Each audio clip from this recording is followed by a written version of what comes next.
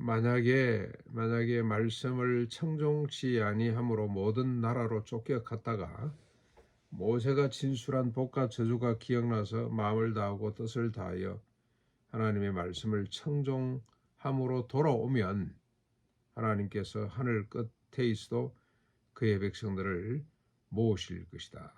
다시 회복하실 것이다고 약속을 합니다. 1절부터 4절까지. 그리고 5절부터 8절 하나님의 모으심에 대해서 이야기를 하는데 언약의 땅으로 다시 돌아오게 할 것이며 선을 베푸사 조상들보다 더 번성하게 하실 것이고 마음의 할례를 베풀어 마음을 다하고 뜻을 다하여 하나님을 사랑하며 하나님의 모든 말씀을 청종하고 그의 명령과 규례를 행하게 하사 생명을 얻게 하겠다는 겁니다. 대신 하나님을 대적하고 하나님 백성을 미워한 적군에게는 모든 저주를 내리겠다고 그렇게 말합니다. 이 하나님이 그렇게 하신다는 거죠. 다시 하나님이 모으실 때. 그리고 9절에 돌아온 자에게 베푸실 회복의 복에 대해서 또 언급을 하는데 손으로 하는 모든 일, 물질적인 육신적인 어떤 복이 되겠습니다. 손으로 하는 모든 일과 몸의 소생, 가축의 새끼, 토지의 소산의 복을 주실 것이다. 그 다음에 11절로 14절까지는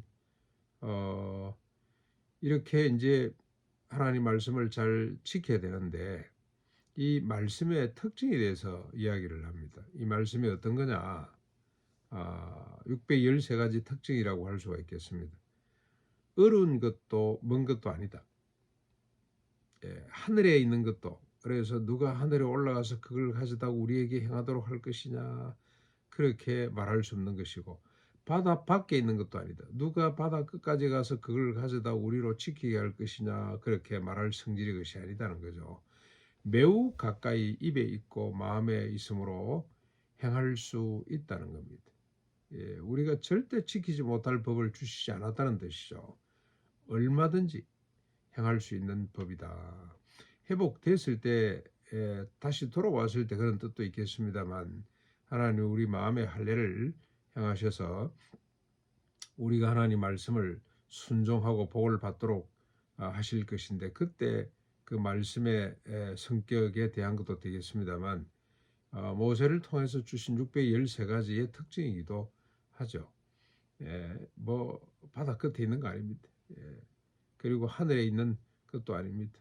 지극히 가까이 곳에 있고 그리고 어려운 것도 아니다. 얼마든지 우리가 지킬 수 있다. 그 613가지 자체가 복인데 얼마든지 그걸 지켜낼 수가 있다고 설명을 하고 있습니다. 근데 참 우리가 목회를 해봐서 압니다만은 교인들에게 하나님 말씀을 전하면 사람이 어떻게 이렇게 사냐.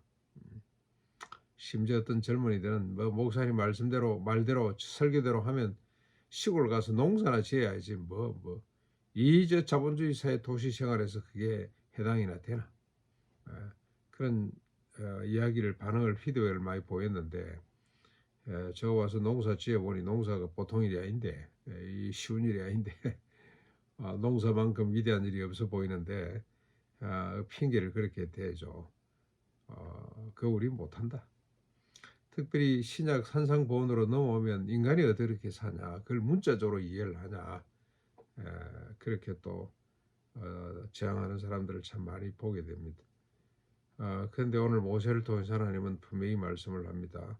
어려운 것도 먼 것도 아니다. 하늘 위에 있는 것도 바다 밖에 있는 것도 아니다. 얼마든지 우리가 지킬 수 있는 쉽고 가벼운 말씀들이다고 말씀을 하고 있습니다. 15절로 18절까지 이스라엘의 선택입니다. 생명과 복을 선택할 것이냐 사망과 화를 선택할 것이냐. 어떻게 생명과 복을 선택할 수가 있습니까? 하나님의 명령, 규례, 법도를 지키면 생명과 복을 누리게 될 것이고 대신에 하나님의 말씀을 지키지 못하면 사망과 화를 당하게 될 것이다 하고 다시 한번 더 밝히고 있습니다. 그리고 19절, 20절 권면이죠. 하늘과 땅의 복을 땅을 불러 증거로 삼으면서 권면합니다. 생명과 복을 택하도록 하거라. 어떻게? 하나님을 사랑하고 그의 말씀을 청중하며 그를 의지함으로. 하나님의 말씀이 하나님 자체, 하나님 말씀 자체가 언약의 땅에서 생명이요 장수이기 때문에 하나님 말씀을 청중해서 생명과 복을 누리도록 하거라고 다시 한번 더 권면하고 있습니다. 특별히 하나님 말씀이 어렵지 않다는 것, 너무너무 쉬운 거라는 것, 멀리 있지 않고 얼마든지 인간이 지켜낼 수 있다는 것, 이게 참 오늘 도전이 되는 말씀이고, 그보다도 하나님이 회복하실 때 율법을 통해서 우리가 죄인이구나, 내가 범죄한, 내가 죽을 수밖에 없는 죄인이구나 하고 하나님 앞에 돌이킬 때 하나님이 정치적으로 이렇게 회복한 적은 아직도 없으시잖아요. 그런데 우리가 영적으로 율법을 통해서 우리가 죄인임을 깨닫고 하나님 저를 불쌍히 여겨주십시오, 저를 구원해 주십시오 라고 돌아오면 하나님께서 우리를 회복하시는데, 조상들보다도 더 하나님을 순종하는 사람, 왜 그러냐, 우리 마음의 할례를 주님이 베풀어 주심으로 하나님 말씀이 너무너무 귀하고 가볍고 쉽고 얼마든지 우리가 실천할 수 있는, 마음과 뜻을 다해서 하나님 말씀을 청종하는 사람으로 우리를 거듭나게 하시기 때문에 이게 하나님의 회복은 십자가 부활로 우리가 이해를 하면 될 것 같습니다. 우리를 구원해 주심으로 하나님 말씀이 쉬워지는 거죠. 에스겔도 36장 22절부터 31절에 하나님이 우리를 회복하실 때 맑은 물을 뿌려 예수님의 피를 뿌려 우리를 정결하게 할 뿐만이 아니고 우리의 옛 마음을 멀리 옮기시고 새 마음을 부어주시고, 그리고 성령을 부어주셔가지고 하나님의 율례 613가지를 넘어서 산상보험까지 지킬 수 있도록, 너무너무 그 말씀이 귀하고 그 말씀이 달고 좋아서 말씀대로 살 수밖에 없도록 해 주시겠다고, 그래서 우리를 풍성한 삶으로 이끌어 주신다고 약속을 했는데, 이 모세를 통해서 하나님께서 미리 말씀해 주신 내용이구나 하는 것을 깨닫게 됩니다. 오늘도 생명과 복인 말씀대로 살아서 하나님이 약속한 풍성한 복을 누리는, 그리고 세상에 복을 끼치는 우리가 될 수 있기를 바랍니다.